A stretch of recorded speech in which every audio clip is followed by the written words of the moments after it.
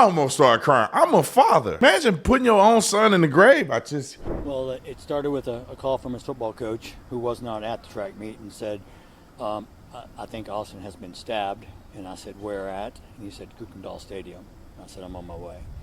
So I drove up there, went through a load of police officers, and was able to see my son on the gurney with a huge hole and blood all over him, and they were pumping him. He wasn't breathing, and his eyes were rolled back in his head. I had to find his brother. They're twins. And so I found Hunter and tried to get him under control as best we could. And then I loaded him up in my car, and we drove to the hospital as quickly as possible. And we waited, and the doctors came in and said that he didn't make it. It was tough. I've already forgiven the person who stabbed him. God's going to take care of everything. God's taking care of my son. I kissed him.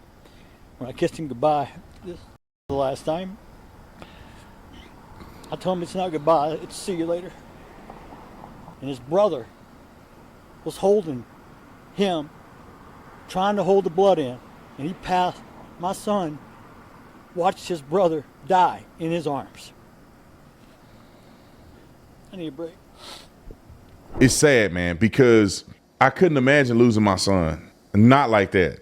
And I couldn't imagine losing my son, but then also having to deal with my son that's alive, witness his brother die in his arms. So not only you got to deal with losing your son, but also you got to be there for your son that lost his best friend, that ain't never coming back. That the thing is about death, no matter what you do, no matter how much you scream, how much you cry, how much you pray, they ain't never coming back.